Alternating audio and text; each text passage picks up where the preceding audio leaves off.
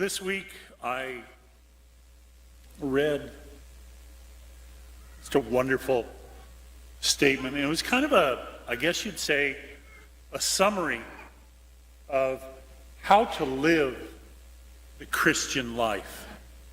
If you're looking for a short, terse statement that just kind of sums it all up. And the statement said, live so that the priest can tell the truth at your funeral.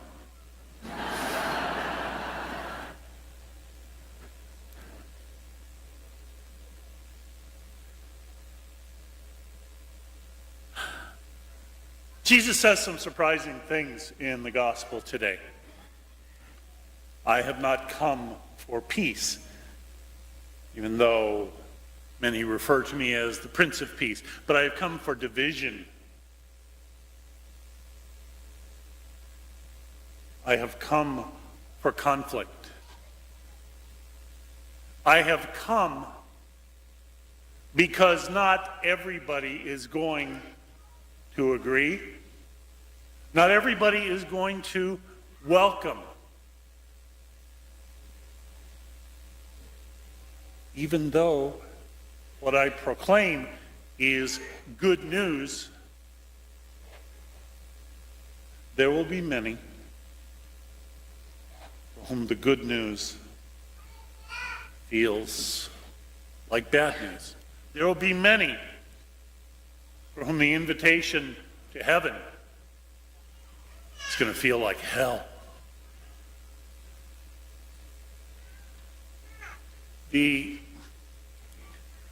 great 20th century Catholic writer Thomas Merton said, and maybe this ties in since we're in the middle of the Olympics.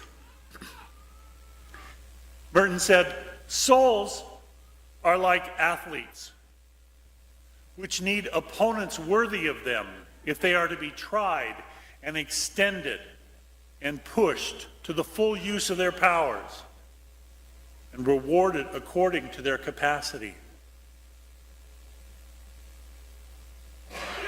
Yes, we need conflict in our lives. We don't necessarily need to search it out, as it seems several do. But the fact is, if everything just goes completely smoothly, we never get challenged as to, what do I stand for? How willing am I to stand? What am I really all about?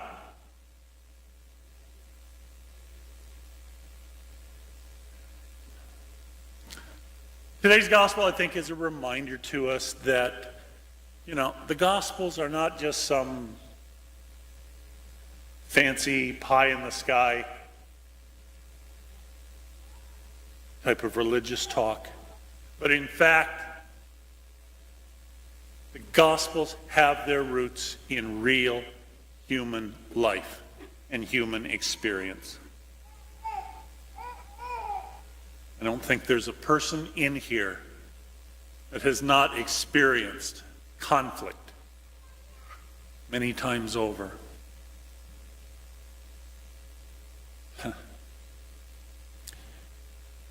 We're getting ready to start up, as you heard, our faith formation programs. And one of the things that I find absolutely amazing each year with our RCIA people, with the people who are looking to come and join the church, so many of them bring stories of conflict that they have had in their families over their decision to join the church. Usually it seems to be either from fundamentalist families or LDS families, but just story after story of rejection, harassment. If you're doing this, you're no part of us. To be able to stand in the midst of that conflict and that tension speaks volumes. Story for you. Once upon a time, at the end of a summer vacation, a young man called his mother and father and brothers and sisters together after a day on the beach. There was something important he wanted to tell them. He was going into his third year of college. You can insert your own choice of college here. His grades were great. He was charming and popular and successful. Everyone expected that he would do important things in life. His father was a medical doctor, and from the day the eldest son was born, he assumed that the boy would follow him into his profession. There had never been any discussion of the matter. No discussion was necessary. Occupational inheritance was taken for granted. So what was the important subject he wanted to talk about? Well, you guessed it. He had the crazy idea he wanted to be a priest. In fact, he was going to the seminary in September. There was a moment of dead silence. Then the father said that no son of his was going to become a priest. He had no respect for priests. They were parasites. If his son wanted to be a priest, then he would no longer be his son. Then the father stormed out of the room and left everyone in silence. His mother turned to him and said, "You have ruined our family." One of his brothers asked, "Are you gay?" And his sister added, "You never did like girls."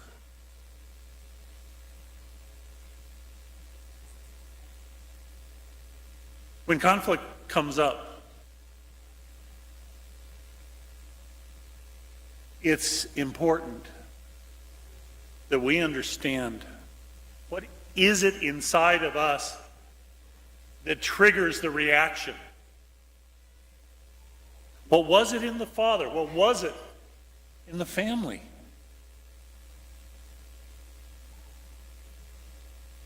The son was making the statement that he was exploring his true calling. And his family said, "No. We don't care about who you are. This is who we expect you to be."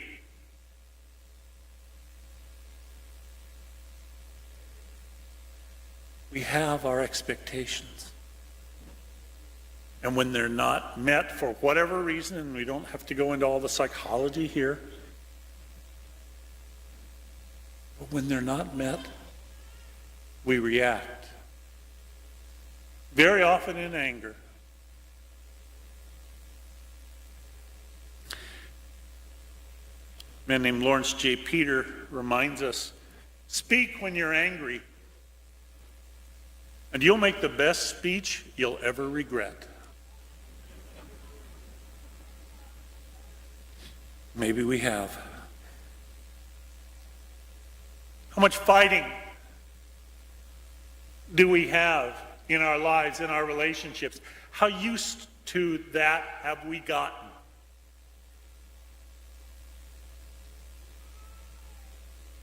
Most couples have not had hundreds of arguments. They've had the same argument hundreds of times.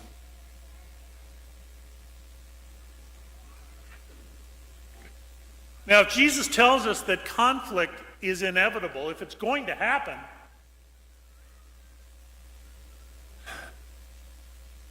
if we're told that yes,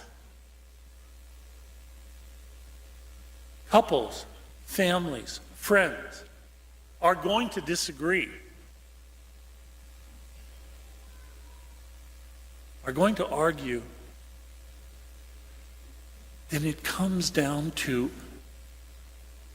what is going to be the purpose of our arguing, of our fighting? Has the purpose become so that I can win? Even if it means that I make you lose. I've got to come out on top. I've got to dominate. That's what matters.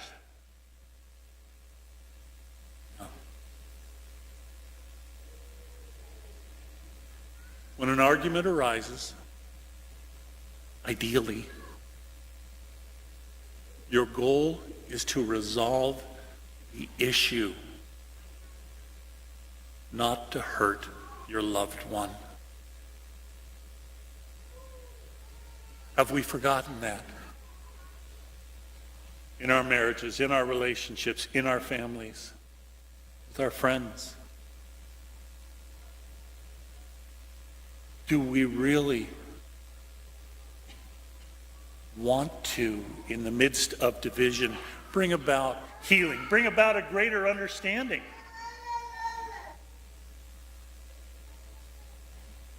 A woman named Dorothy Thompson said, "Peace is not the absence of conflict, but the presence of creative alternatives for responding to conflict."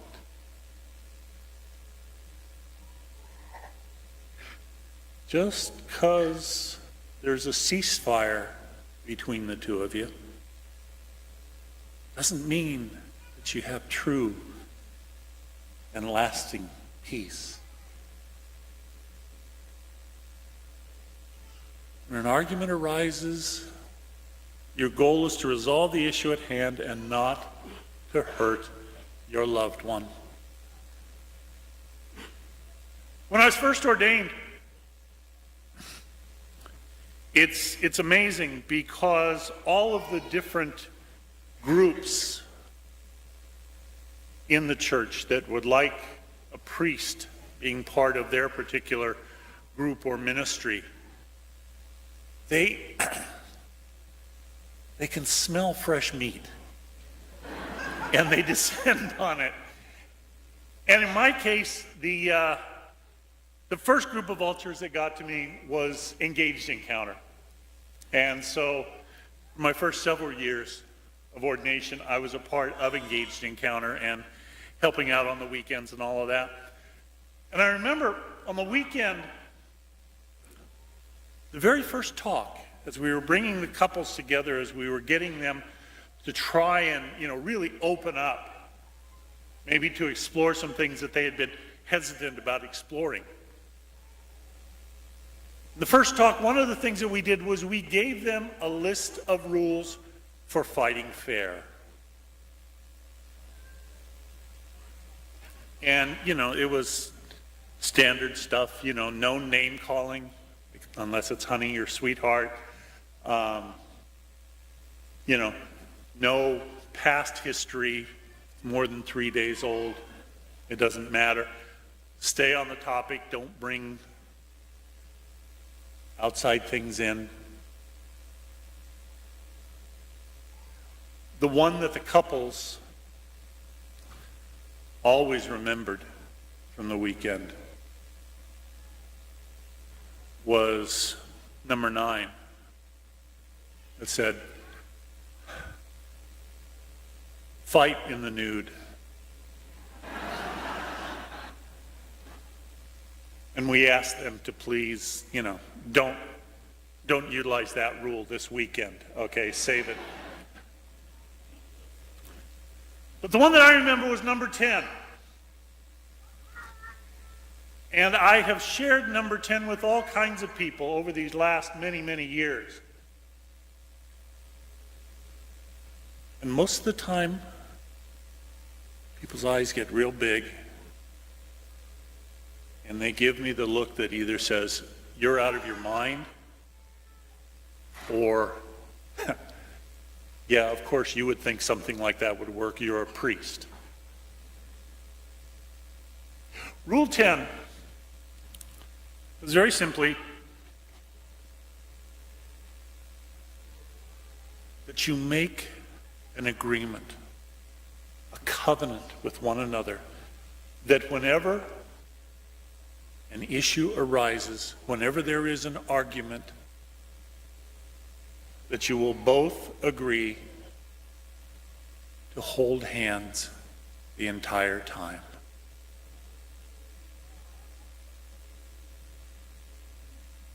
I love it at this point to see the couples that turn to each other with whatever kind of look.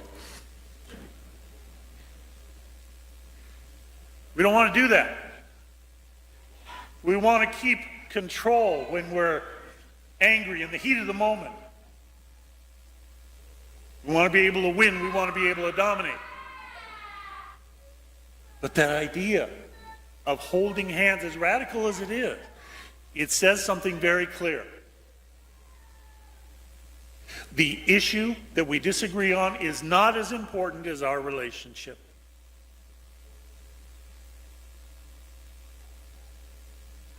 We're not going into this so that one of us can win and one of us can lose. We are going into this to resolve something so we can end up closer together. And I make the commitment, and you make the commitment, that we are going to remember that. When an argument arises, your goal is to resolve the issue at hand, not to hurt your loved one. So, I don't know. Couples, if you are capable of Rule 10, you might talk it over. Don't fight about it, just talk it over. Conflicts will arise. There will be divisions as we stand for what we believe is right. But again, our issues are not as important as our relationships.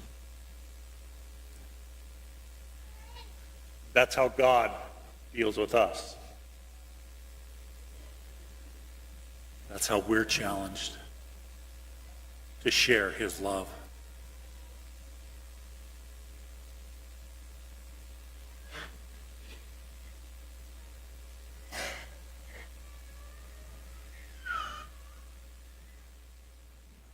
So let us profess our faith.